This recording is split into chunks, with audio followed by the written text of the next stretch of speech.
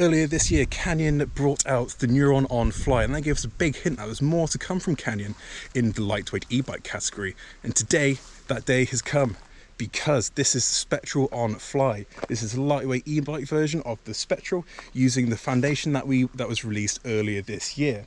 There are a few differences, but we'll get into those in a little bit, and we'll give you a bit of a first ride review.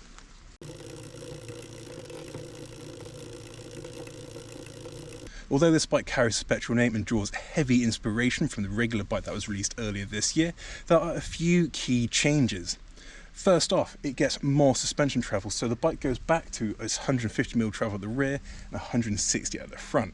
There's also been some tweaks in geometry just to make the bike do the e-bike thing a little bit better.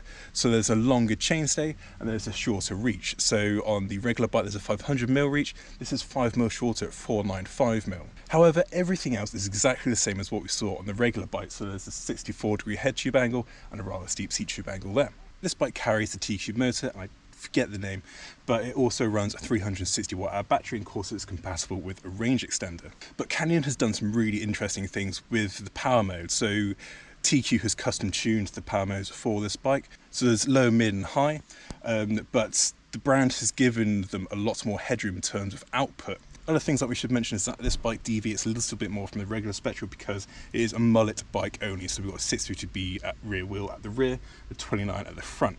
That's only because of packaging, and they couldn't put a flip chip in the back of here because that will mess with wheel sensors and things like that. So something that Canyon introduced with a bike a couple of years ago now is KISS, and the brand brought it in with the regular Spectral earlier this year, and it comes on this bike too. So KISS, if you don't know what it is already, it is a steering damper, so it helps you ride in a straight line. It takes some of the kind of concentration and thought of keeping the wheel in a straight line as you go forwards.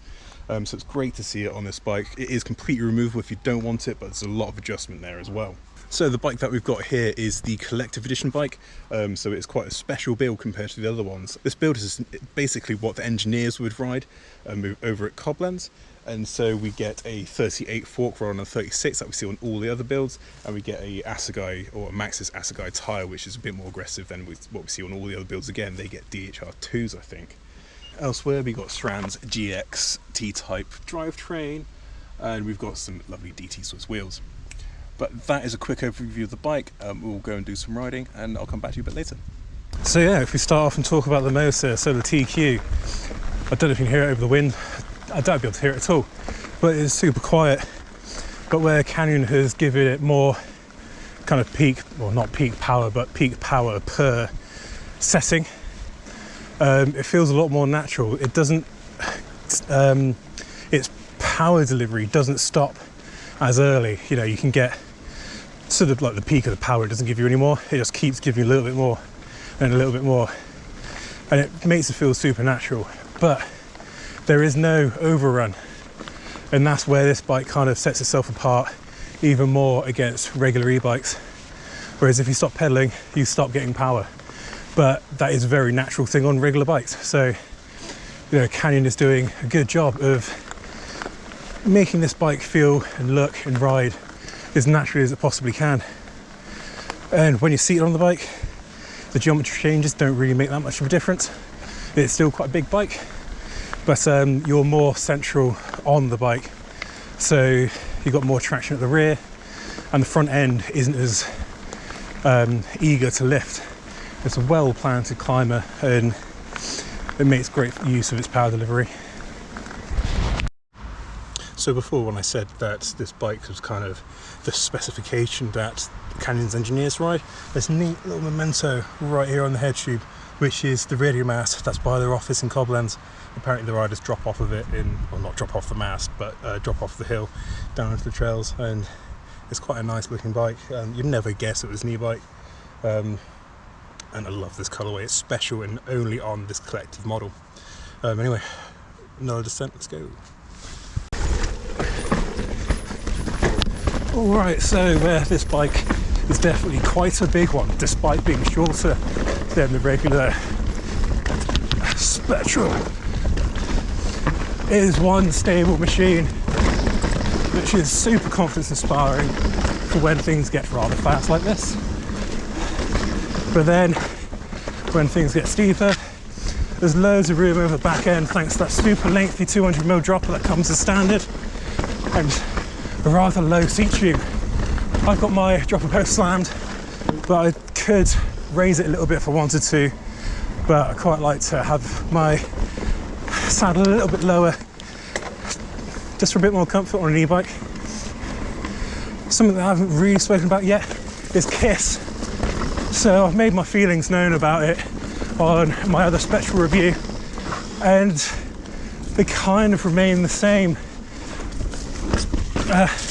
There's no different on this bike really, pedals, because it does the exact same thing, and it's the exact same unit, and it comes with all the adjustment that you expect. So, as this bike is very similar to the regular bike, it comes with a lot of similarities, especially coming from the rear suspension. So with it, Canyon introduced the linearly progressive suspension kinematic, well, that's not the full name, but that's how they describe it. And it is the exact same on this bike, and it comes with the same drawbacks. So it's still quite a linear suspension kinematic, and so you do go through a lot of travel quite quickly. And on this bike, I've kind of upped my pressures a little bit, whereas I do plan on putting more bottomless tokens in it, just make it a bit more lively and give it more support in the corners. So yeah, some bottomless tokens in the rear suspension would make for a nice change, and I'm quite a fan of the 38 on the front. Like I said, all other bikes come with a 36, and it just makes it a little bit heavier hitting, makes the steering a little bit more kind of direct.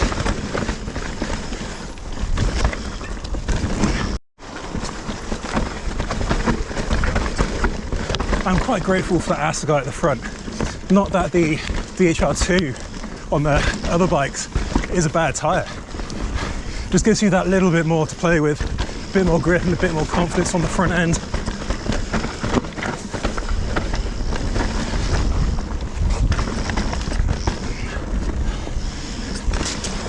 And yeah, where the bike is stable, it's a little bit more wary in the corners, or like tight corners especially, but I'm also very grateful for the mullet. The mullet sets up where it does what it can to claw back even more agility. Oh god, is this?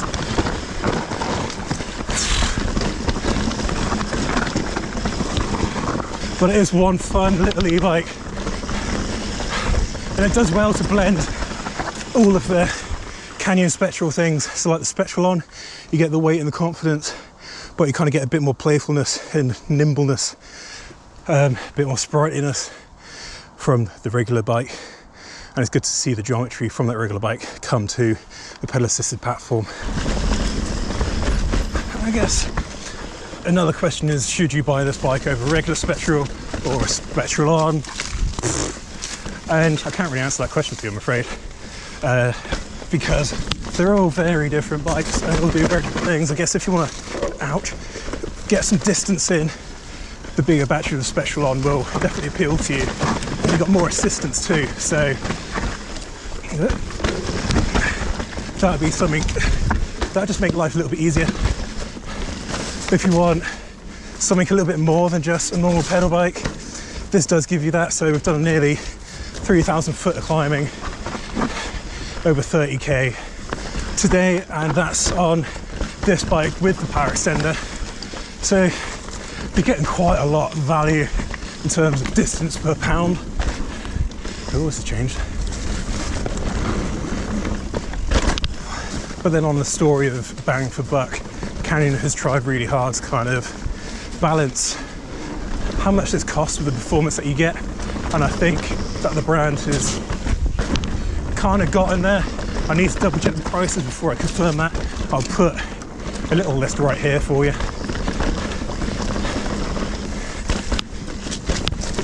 But it's a good fun little bike. It's got the dynamism and kind of get up and go and liveliness of the little bike, but it blends kind of the driving weight. That's the wrong way.